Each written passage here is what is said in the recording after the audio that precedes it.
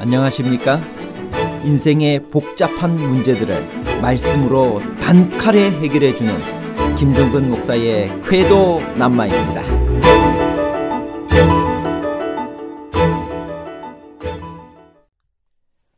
여호수아 11장 23절에서 여호수아가 주어로 두 번씩이나 나오는 이유는 무엇일까요? 여호수아 11장 23절에서 전쟁이 그치고 그 온 땅을 점령했다는 말은 가나안 모든 땅을 점령했다는 의미인가요? 아니면 아직 정복할 땅은 남았지만 가나안 사람들이 더 이상 군사적으로 저항하지 못할 만큼 패배했음을 의미하나요?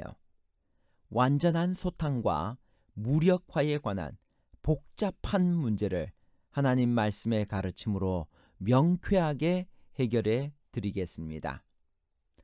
여호수아 11장 23절에서 여호수아가 주어로 몇 번 나오나요?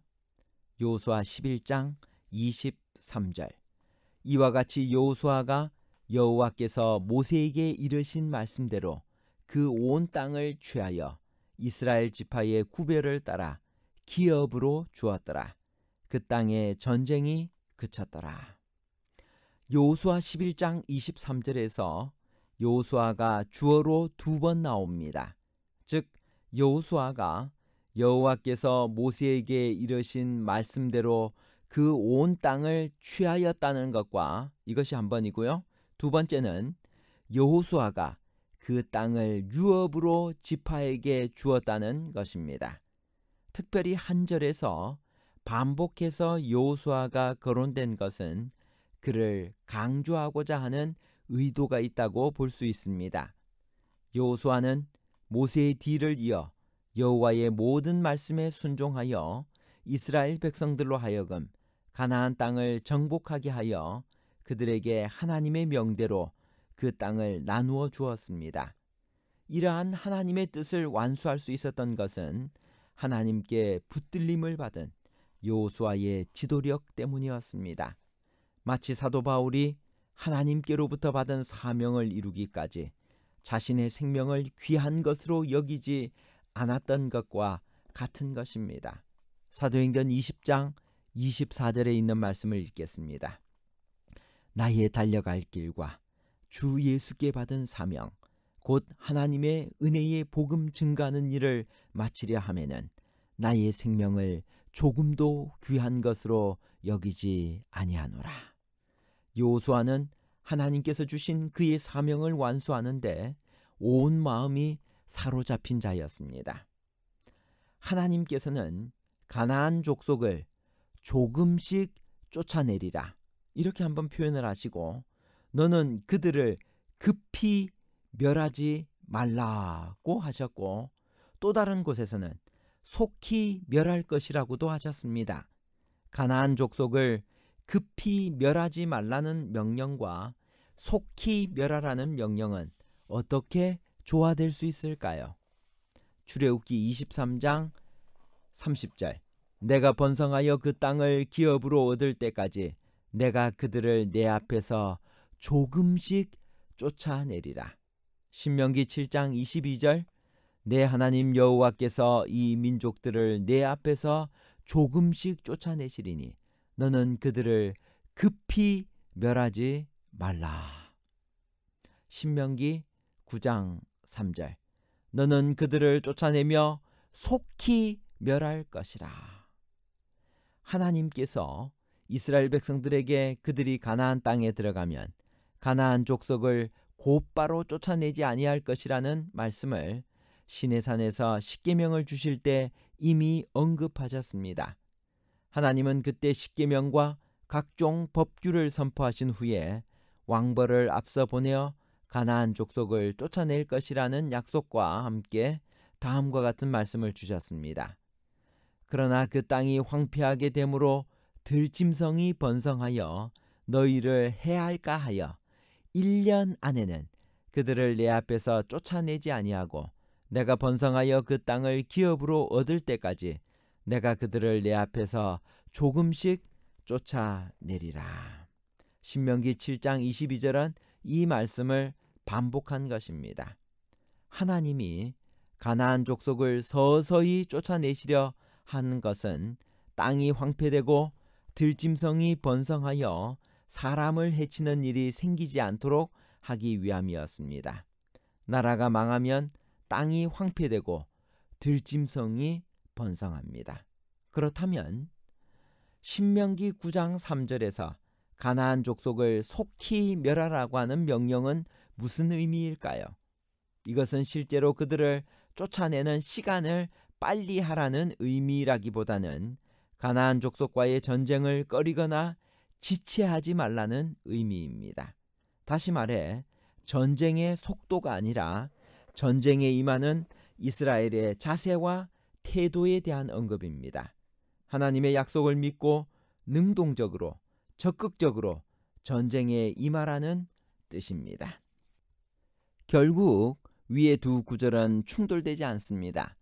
속히 멸하라는 명령은 전쟁에 임하는 이스라엘의 태도에 대한 하나님의 촉구이고, 급히 멸하지 말라는 명령은 실제로 전쟁을 수행하는 방식에 대한 제안입니다. 하나님의 시간 판단은 인간과는 다릅니다. 주저하는 인간의 눈에 하나님은 너무 빠르게 생각될 수가 있습니다. 반대로 조급한 인간의 눈에 하나님의 섭리는 너무 느리게 보일 수 있습니다. 그러나 하나님은 인간처럼 서두르지도 않으시고 주저하지도 않으십니다. 또 경솔하지도 않으시고 태만하지도 않으십니다. 여호수아가 그 온 땅을 점령하여 전쟁이 그쳤다고 했는데, 그가 늙었을 때 여전히 얻을 땅이 매우 많이 남았다는 것은 무슨 의미일까요? 여호수아 11장 23절. 이와 같이 여호수아가 여호와께서 모세에게 이르신 말씀대로 그 온 땅을 취하여 이스라엘 지파의 구별을 따라 기업으로 주었더라. 그 땅에 전쟁이 그쳤더라. 여호수아 13장 1절. 여호수아가 나이 많아 늙음에 여호와께서 그에게 이르시되 너는 나이가 많이 늙었고 얻을 땅이 매우 많이 남아 있도다. 여호수아 11장은 가나안 정복 전쟁을 마치면서 여호수아가 그 온 땅을 점령하여 그 땅에 전쟁이 그쳤다라고 이야기했습니다. 그런데 13장 1절에 보면 얻을 땅이 매우 많이 남아있다라고 이야기했습니다. 그래서 이 두 말 사이에 조화를 어떻게 이룰까 우리가 함께 살펴봐야 됩니다. 그 말은 문자 그대로 이스라엘이 온 땅을 점령했다는 뜻이 아닙니다. 사실 가나안 전쟁이 그친 이후에도 점령할 땅은 여전히 남아 있었습니다. 그것은 모세와 여호수아가 쳐 죽인 왕들의 목록을 기록하고 있는 12장의 기록을 보아도 분명합니다. 1절에서 6절은 모세의 지도 아래 이스라엘이 요단 동편에서 시혼과 옥을 쳐 죽인 사실과 그들의 영토를 언급합니다. 이스라엘 백성들이 가나안 왕들과의 전투에서 승리한 것은 사실입니다. 그러나 그것이 곧 영구적인 정복을 의미하는 것은 아니었습니다. 그러면 여호수아 11장에서 전쟁이 그치고 그 온 땅을 점령했다는 말은 무슨 말일까요? 그것은 아직 정복할 땅은 남았지만 가나안 사람들이 더 이상 군사적으로 저항하지 못할 만큼 패배했음을 의미하는 것입니다. 그래서 이때로부터는 더 이상 가나안인들이 동맹을 맺은 전쟁은 없었습니다.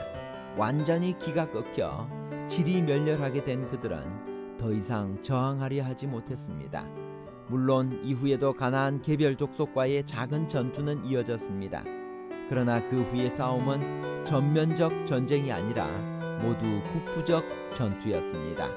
한마디로 정복할 땅은 여전히 남아 있었지만 완전히 기울어진 전세로 인해 전쟁이 그쳤습니다. 부조화 선지자 511페이지. 비록 가나안인들의 세력은 꺾였지만 그들을 완전히 몰아낸 것은 아니었다. 결론입니다. 첫 번째, 여호수아 11장 23절에서 여호수아가 주어로 2번 나옵니다. 그 이유는 여호수아를 강조하려고 하는 의도입니다. 하나님의 뜻을 완수할 수 있었던 것은 여호수아가 하나님께 붙들림 받고 전적으로 하나님의 명령에 순종했기 때문입니다. 둘째, 속히 멸하라는 명령은 전쟁에 임하는 이스라엘의 태도에 대한 하나님의 촉구이고, 급히 멸하지 말라는 명령은 실제로 전쟁을 수행하는 방식에 대한 제안입니다. 셋째, 여호수아 11장 23절에서 전쟁이 그치고 그 온 땅을 점령했다는 말은 가나안 모든 땅을 점령했다는 의미가 아니라 아직 정복할 땅은 남았지만 가나안 사람들이 더 이상 군사적으로 저항하지 못할 만큼 패배했음을 의미합니다. 감사합니다.